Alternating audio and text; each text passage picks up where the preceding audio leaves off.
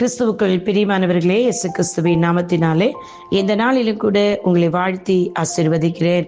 இன்றைக்கும் இயேசுவே நம் உத்தரவாதம் என்பதை குறித்து வேதத்திலிருந்து நான் உங்களோடு கூட பேச விரும்புகிறேன். 1 யோவான் 2ஆம் அதிகாரம் 16வது வசனம்.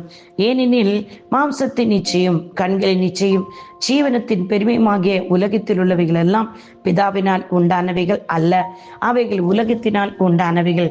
எனக்கு அருமையானவர்களே, இன்றைக்கும் பழைய ஏற்பாட்டில் பார்த்தீர்கள் என்றால் இயேசு நம் தனிப்பட்ட உத்தரவாதமாய் இருக்கிறது போல பிதாவாகிய தேவனுடைய வலது பாரிசத்திலிருந்து இயேசு செய்கிற மற்ற எல்லா ஊழியங்களிலும் இதுதான் மிகவும் அத்தியாவசியமான ஒன்றாக காணப்படுகிறது. இயேசு நம் சார்பில் நமக்காக அவர் உத்தரவாதம் எடுத்து இப்பொழுது புதிய உடன்படிக்கையின் பிள்ளைகளுக்காக அவர் ஜெபித்துக் கொண்டிருக்கிறார்.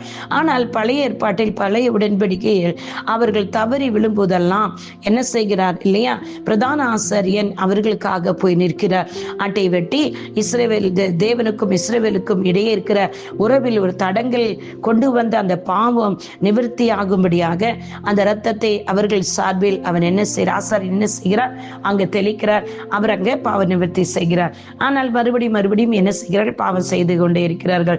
அதை தான் தேவனாய் கர்த்தர் பார்த்து நமக்காக உத்தரவாதம் எடுக்கிற ஒருவர் வேண்டும். கிறிஸ்துவின் ரத்தம், ஆட்டின் ரத்தத்தை அவர் சிந்த சொல்லல, தேவகுமாரனாகிய கிறிஸ்துவின் ரத்தம் நம் சார்பில் சிந்தப்பட்டால் தான் என் பிள்ளைகளுடைய பாவங்கள் எல்லாம் மன்னிக்கப்படும். உலகமும் இல்லையே என்ன சொல்லப்பட்ட இந்த வசனத்துல, பிதாவினால் உண்டானவைகள் அல்ல, எது அவைகள் உலகத்தினால் உண்டானவைகள். எதெல்லாம் என்று பார்த்தீர்கள் என்று சொன்னால், இன்றைக்கு நாம் அநேகர் மாம்சத்தின் இச்சை, அதாவது நம் உலக காரியங்கள், நம்முடைய மாம்சம் என்ன சொல்லுகிறதோ அதை செய்து விடுகிறோம். வேசித்தனத்துக்கு தங்கள் சரீரத்தில் இடம் கொடுக்கிறோம். அப்படிப்பட்ட வேசித்தனத்துக்கு இடம் கொடுத்தபடியினால் இயேசு கிறிஸ்து மாம்சத்தின் இச்சைக்காக அவர் இடதுகரத்தில் ஆணி எடுத்துக் கொண்டாராம். அந்த இடதுகரத்தில் அவர் ஆணி அடித்த பொழுது ஒடுகின அந்த ரத்தம் நம் மாம்சத்தின் மூலம் செய்த பாவங்களை இன்றைக்கு நமக்காக அவர் பரிந்து பேசும்படி உத்தரவாதம் எடுத்திருக்கிறார்.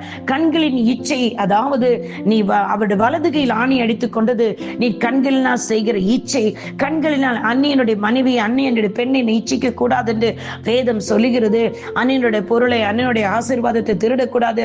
சூனியத்தை செய்து மந்திரம் செய்து அந்நியருடைய ஆசீர்வாதங்களை திருடக்கூடாது. அந்நியருடைய அபிஷேகத்தை, அந்நியனுடைய நன்மைகளை அந்நியரை பார்த்து பொறாமைப்படக்கூடாது என்பதற்காக, அதனால் நீ தேவ சமூகத்தில் போய் நிற்கக்கூடாதபடி அந்நியருடைய நன்மைகளை எல்லாம் பார்த்து எரிச்சல் கொள்கிறது, காய்மக்கார ஆவிகள் கொள்கிறது.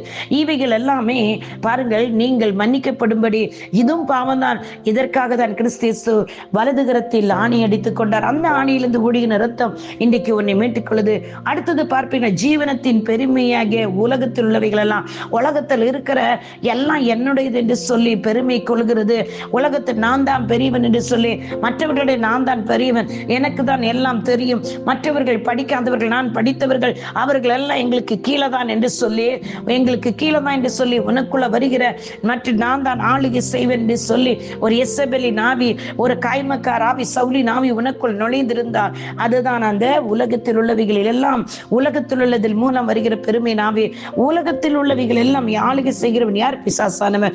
இப்படிப்பட்ட உலகத்தில் உள்ள காரியங்கள் மூலம் உனக்குள்ள இருக்கிற அந்த பெருமை நாவி உன்னோட வேரோடு புடுங்கி போடும்படியாக என் இயேசு கிறிஸ்து கால்களில் ஆணிகள் அடித்துக் கொண்டாருங்க. அவருடைய கால்கள் இந்த ஒழுகின அந்த ரத்தமானது உன்னை இந்த பூமியில் இருந்து பிசாசானவன் தேவ சமூகத்தில் நிற்கக்கூடாதபடி உனக்குள்ள இருக்கிற இதெல்லாம் பெருமையிலிருந்து நீ விடுவிக்கும்படியாக அவர் ரத்தம் செஞ்சிருக்கிறாருங்க. இதுதாங்க இயேசு கிறிஸ்து நமக்கு உத்தரவாதம் எடுத்து பரலோகத்தில் இருந்து பிதாவின் வலது பாரிசத்தில் இந்த காலைவேளையில் பரிந்து பேசிக் கொண்டிருக்கிறார். புதிய உடன்படிக்கையின் கீழ் இயேசுவே மகா பிரதான ஆசாரியனாய் ஊழியம் செய்கிறார் இப்பொழுது நமக்காக. அதுதான் இந்த வேத பகுதி. அவரே புதிய உடன்படிக்கையின் உத்தரவாதமாக இருக்கிறார். இதன் பலாபலனாக பிதாவாகிய தேவனுக்கு முன்பாக நம் நிலை மிக உறுதியாக நிலைநிறுத்தப்படுகிறது.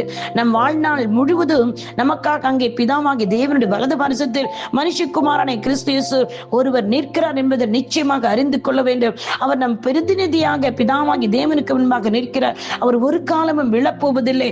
ஏனென்றால் அவர் நமக்காக சிலுவையில் எடுத்து கீழே விழுந்து அவர் எழுந்திருத்து, அவர் மரித்தவர் உயிர்த்தெழுந்து விட்டார். நீங்களும் நானும் மறுபடியும் இந்த பாவங்கள், கண்கள் இச்சைகள், ஜீவனத்தின் பெருமையில் விழுந்து விடக்கூடாதபடி அவர் நம் சார்பில் உத்தரவாதம் எடுத்து நிற்கிறவராய் இருக்கிறவரா. இனி நீ பாவத்தில் விழமாட்ட. நீங்க எப்போ நீங்க செய்த பாவங்களை எல்லாம் அறிக்கையிட்டு விட்டு விட்டீங்களோ அப்பொழுதே அவர் உங்களை சார்பில் உத்தரவாதம் எடுத்து என் பிள்ளை மறுபடியும் பாவம் செய்யக்கூடாதபடி அவர் நமக்காக நின்று கொண்டே இருப்பார். பாவம் செய்வதற்கு செய்வதற்கு உன் கால் போகும்போது அவர் தடுத்து நிறுத்துவார். பாவம் செய்வதற்கு கண் செல்லும் பொழுது உன் கண்களை அவர் தடுத்து நிறுத்துவார். ஏனென்றால் அவர் உனக்குள் இருக்கிறார், உன்னுடைய சரித்துக்குள் இருக்கிறார், உனக்குள் வாசமா இருக்கிறார். அவர் உத்தரவாதம் எடுத்து விட்டார். அவர் உத்தரவாதம் எடுத்த ஒரு மனுஷியை மறுபடியும் அவர் பாவம் செய்ய விட மாட்டார். இந்த நிச்சயம் உங்களுக்கு இருக்கும் என்று சொன்னால் நீங்கள் இன்றைக்கு விசுவாசியுங்கள். நீங்க செய்த காரியங்கள் அவர் மன்னித்து விட்டார் என்ற நிச்சயம் உங்களுக்கு வேண்டும். அப்படிப்பட்ட நிச்சயம் இருந்தால் மட்டும்தான் இன்னைக்கு நீங்கள் ஜெபிக்கிற ஜெபங்களுக்கு பதில் வரும். நீங்கள் எந்த காரியத்திற்காக சென்றாலும், எந்த காரியத்தில் நான் ஜெபித்தாலும் அதற்கு இயேசு என் சார்பில் உத்தரவாதம் எடுத்து எனக்காக எல்லாவற்றையும் ஜெயம் எடுத்து விட்டார். நான் உலகத்தில் உள்ளவைகளையும் இன்றைக்கு ஜெயம் எடுப்பேன் என்று சொல்லி விசுவாசித்து அறிக்கையிடுவீர்கள் என்றால் நிச்சயமாக இன்றைக்கு காரியங்கள் கர்த்தர் வாய்க்க செய்கிறார். மாம்சத்தில் வந்து எந்த பலவீனங்களையா இருந்தாலும் அதை இன்றைக்கு மேற்கொள்வீர்கள். விசுவாசிங்கள். உங்களுக்காக உத்தரவாதம் எடுத்துக்கிற இயேசு கிறிஸ்துவின் நாமத்தை அறிக்கையிடுங்கள், ரத்தத்தை பேசுங்கள். நிச்சயமாக எப்பேற்பட்ட பிரச்சனைகளாக இருந்தாலும் இன்றைக்கு இப்பொழுதே அது மெழுகு போல ஒழுகி போகிவிடும். கர்த்தர் தாமே உங்களை ஆசீர்வதிப்பாராக. உங்களுடைய சகோதரி வாஞ்ச ஷிலாசு. God bless you all. Amen. Amen. Amen.